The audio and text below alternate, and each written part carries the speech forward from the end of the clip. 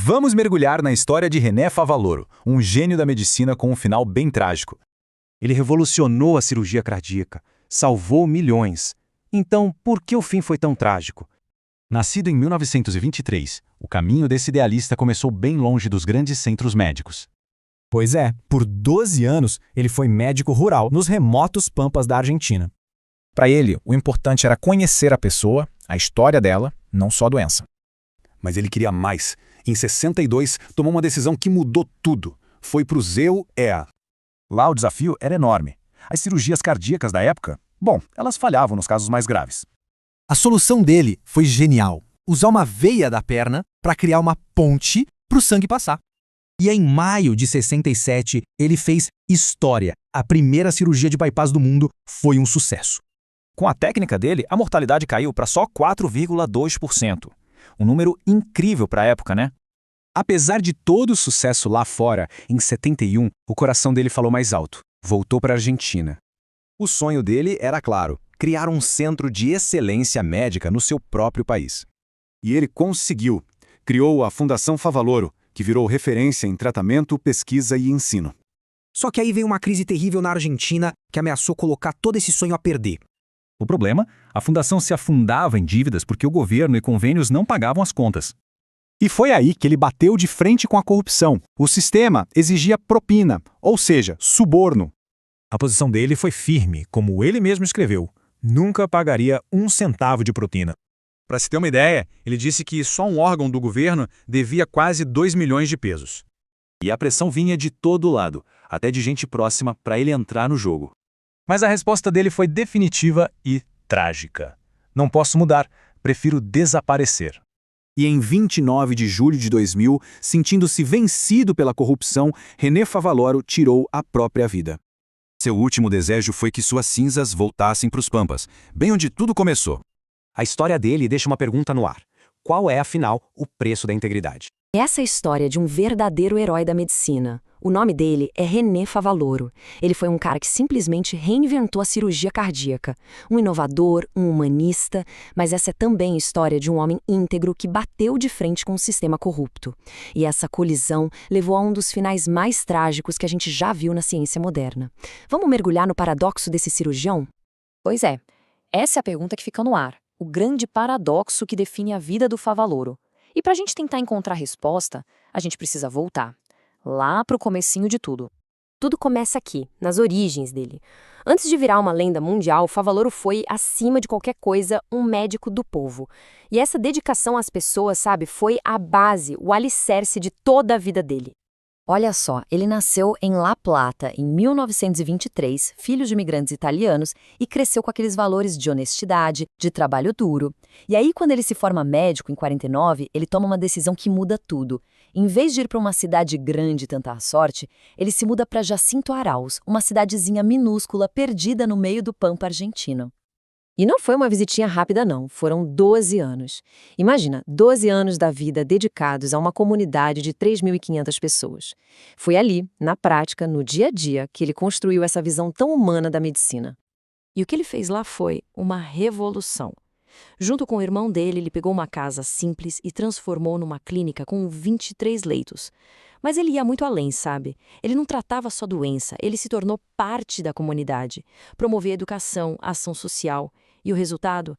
A mortalidade infantil na região despencou. Para ele, medicina e compromisso social andavam de mãos dadas, não tinha como separar. Só que, depois de 12 anos, Favaloro começou a se sentir frustrado. Sentia que tinha chegado no limite do que podia fazer ali. Para salvar mais vidas, ele sabia que precisava ir além. E essa busca por mais conhecimento o levou para uma jornada que, literalmente, mudou a história da medicina. E que jornada, hein? Em 1962, com pouquíssima grana e um inglês meio capenga, ele foi parar em Ohio, na famosíssima Cleveland Clinic. Era um risco gigantesco, mas a vontade de aprender, de avançar, era muito maior que qualquer medo. O cenário que ele encontrou lá era bem desolador. Já existiam cirurgias para desobstruir artérias, mas nos casos mais graves, era quase uma sentença de morte. Ter um bloqueio numa artéria importante significava um risco cirúrgico absurdo.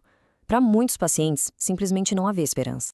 E então veio a sacada genial dele. em maio de 67, em vez de tentar consertar a artéria entupida, ele pensou: por que não criar um desvio? Ele usou um pedacinho da veia safena, da perna do próprio paciente, para criar uma ponte, um caminho novo, para o sangue passar, contornando o bloqueio. Uma ideia elegantíssima e revolucionária. O impacto disso foi imediato, absurdo. A técnica, que ficou conhecida como bypass ou ponte de safena, mudou completamente o jogo.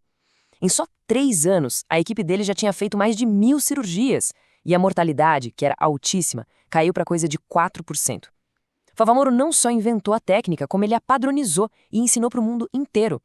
Com a fama que ele ganhou, reconhecimento, dinheiro, o mais fácil era ficar nos Estados Unidos, certo? Mas o coração do Favaloro tinha outros planos. Planos que envolviam a terra natal dele, a Argentina. E em 71, ele fez o que ninguém esperava. Largou tudo e voltou para casa. O sonho dele era grande: criar na Argentina um centro de excelência, igual a Cleveland Clinic, focado em atender as pessoas em pesquisa e ensino. E ele conseguiu. A Fundação Favaloro, que ele criou em 75, virou uma referência. Ele tinha um orgulho gigante de ter formado mais de 450 médicos de toda a América Latina. E o trabalho todo culminou na criação da Universidade Favaloro, em 98. Parecia que nada podia dar errado. Mas é aqui que a história dá uma virada sombria. O idealismo do Favaloro estava prestes a bater de frente com uma realidade muito dura e corrupta. Nos anos 90, a Argentina mergulhou numa crise econômica terrível, e a fundação começou a acumular dívidas gigantescas. O motivo principal? Órgãos do governo e grandes convênios simplesmente não pagavam pelos serviços que a fundação prestava. A conta não fechava. Agora, a parte mais trágica disso tudo está na carta que ele deixou. Ele descreveu um sistema de saúde totalmente dominado pela corrupção, onde era normal pedirem propina, que nada mais é que um suborno, para mandarem pacientes para a fundação dele. E a posição dele, com as palavras dele mesmo, era clara como o dia. Ele se recusava a participar disso.